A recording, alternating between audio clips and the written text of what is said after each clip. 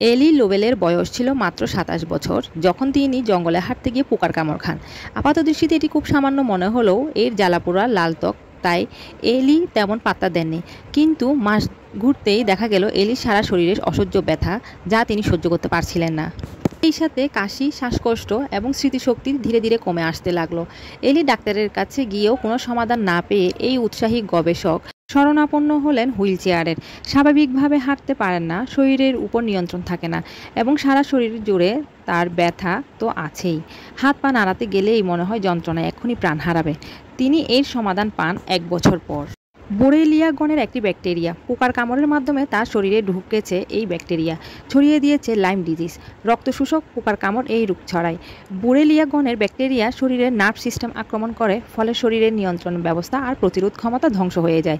তবে শুরুর দিকে চিকিৎসা করলে এর সারানো সম্ভব হয়। কিন্তু এলির ১ বছর পার হয়ে গিয়েছিল, তাই তিনি ১৫ বছর যুদ্ধ করার পর সিদ্ধান্ত নিয়েছিলেন তিনি স্বেচ্ছায় মৃত্যুবরণ করবেন। ডক্টর এলিকে ৩ মাসের সময় দিয়েছিলেন। জীবনের শেষ মুহূর্তে তিনি তার সময় ক্যালিফোর্নিয়ায় পাড়ি জমানোর জন্য আগ্রহ প্রকাশ করলেন।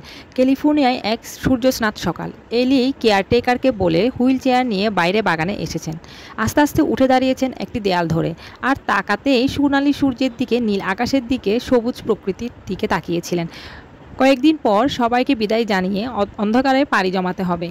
এটা ঠিক এমন সময় ঘটল এক দুর্ঘটনা। হঠাৎই একটি মৌমাছি এসে কামড় বসালো এলির কপালে। কি হচ্ছে বুঝে ওঠার আগেই এক ঝাঁক মৌমাছি এসে ঘিরে ধরল আর শুরু করলো ধ্বংসন। কেয়ারটেকার হুইল চেয়ার ফেলেই পালালো। এলি যেহেতু এক প্রকার প্যারালাইজড হিসেবে ছিলেন, তার সৌভাগ্য হলো না। দাঁড়ানো থেকে বসে পড়লেন।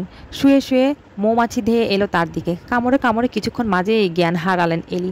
এলির মৌমাছি বিষে জন্মগতভাবে অ্যালার্জি, তারপরও অলরেডি ভয়াবহ লাইম ডিজিজে প্রায় মর্মর অবস্থা। ফলে এই আক্রমণ এলির জন্য প্রাণঘাতী বলা চলে। মৌমাছি তাড়িয়ে এলিকে সরিয়ে তার পরিবার দ্রুত যোগাযোগ করলো হাসপাতালে। জ্ঞান ফিরে এলে এলি জানান এই তার ভবিষ্যৎ। তিনি মরতে চেয়েছেন, সৃষ্টিকর্তা মৃত্যুদূত হিসেবে পাঠিয়েছেন মৌমাছিদেরকে ছদ্মবেশে। তিনি অতএব শান্তিতে মরতে চান। এলি হাসপাতালে গেলেন না, বাসায় রয়ে গেলেন এবং প্রতি মুহূর্তে ক্ষণ গুনতে লাগলেন মরণ আসবে আর সব যন্ত্রণা মুছে যাবে। কিন্তু সেটি হলো না। ঘটে গেল অদ্ভুত কিছু।